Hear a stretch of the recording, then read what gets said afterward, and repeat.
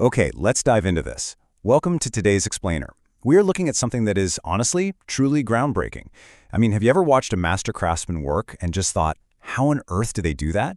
Well, it turns out that exact same question plagues the world of surgical training.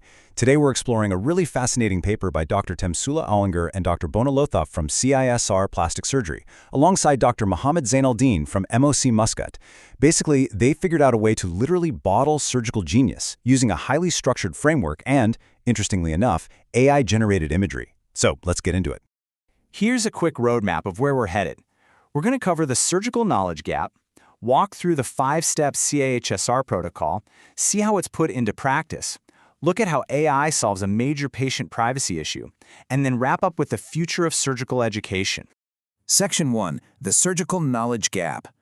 Right, so to really understand their solution, we first need to wrap our heads around the problem. Just imagine a master artisan surgeon, okay? Someone who has performed literally thousands of complex facial reconstructions. Their hands just seem to know exactly what to do. It's pure muscle memory. But because it's so instinctual for them, it becomes incredibly difficult for them to explain all those tiny micro decisions they're making on the fly, which leads us to the critical question you see right there.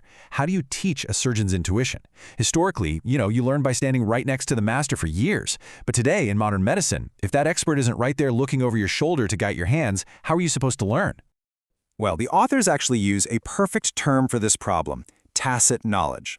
As defined here, it's that specific, practical, and really hard-won operative knowledge held by experienced surgeons that is rarely made explicit or formally recorded.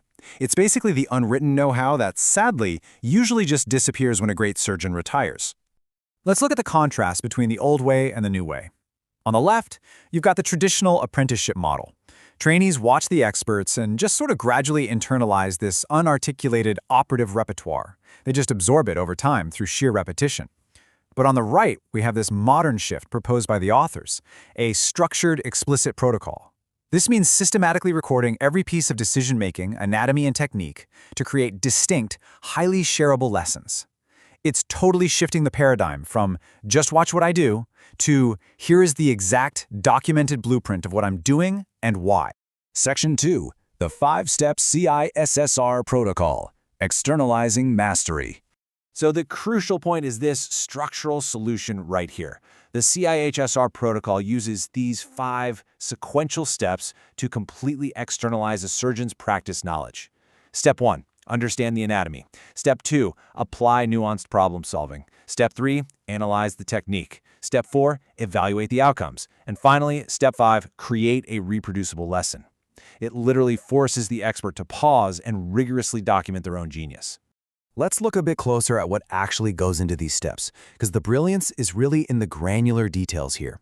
For that nuanced problem-solving step, the surgeon doesn't just say what they did, they have to record their clinical reasoning.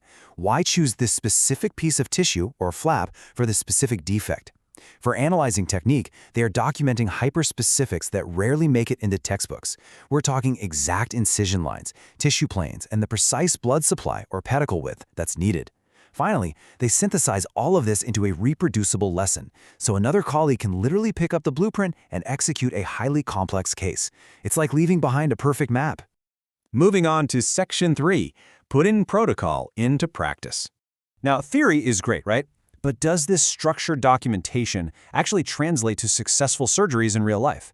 To figure that out, the authors applied this to the highly demanding field of facial oncology reconstruction. This paper details a retrospective case series tracking 19 older patients who needed really complex facial reconstruction, which is essentially moving intricate pieces of tissue around after having basal cell carcinoma skin cancer removed.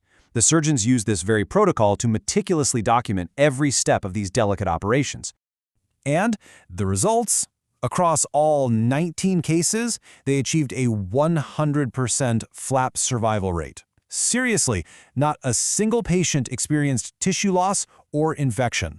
That is a staggering number, and it proves that when you use these meticulously documented techniques, they are incredibly reliable. But wait, it wasn't just about surgical survival. It was about the patient's actual quality of life. At the 6-month follow-up, patient satisfaction was through the roof. Every single patient scored their satisfaction above a 7 out of 10 on a Likert scale. This demonstrates that the protocol not only ensures things work functionally, but it yields excellent aesthetic results on the face. which, as we all know, is highly sensitive territory for patients. Section 4, AI and patient privacy. Now, what's really interesting about this slide is the technological plot twist, because to teach these incredibly successful techniques, you absolutely need high-quality visual aids. You have to show trainees exactly what the tissue looks like. But how on earth do you teach intricate facial surgeries without exposing patient identities? That's a huge conflict. But as this quote from the paper highlights, and I love this privacy-preserving function is the principal educational argument for using AI-generated visuals. And this brilliantly illustrates their solution. Look closely. What you are looking at is not a real patient. There is no real person in this picture. This is an entirely AI-generated synthetic image showing a flap designed for nose reconstruction. By using AI tools like ChatGPT and Perplexity, the surgeons were able to create highly detailed, 100% synthetic anatomical imagery.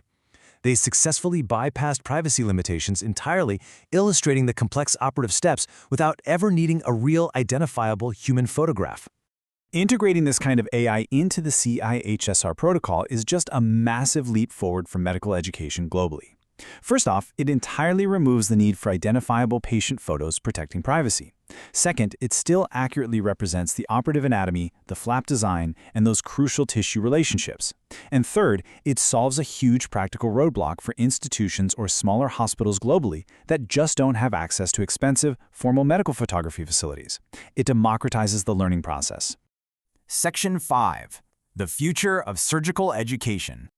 Let's move to the end and see how this all builds together. We are looking at a fundamental shift in how complex skills are passed down. This approach successfully takes that magical, tacit clinical experience and converts it into structured, shareable teaching records. It totally overcomes the modern limitations of traditional apprenticeships where, frankly, trainees just might not get enough direct one-on-one time with the master surgeon anymore. And importantly, it proves highly effective for preserving human expertise in incredibly demanding procedures, like the Keystone Perforator Island flap. Which leaves us with a really exciting thought to end on today. Think about it. If AI and structured frameworks like the CIHSR protocol can quite literally bottle the genius and intuition of a master facial surgeon, all while completely protecting patient privacy, what other highly specialized expert knowledge is out there just waiting to be unlocked and shared with the world? Thank you so much for joining me for this explainer. I really hope it sparked your curiosity as much as it did mine.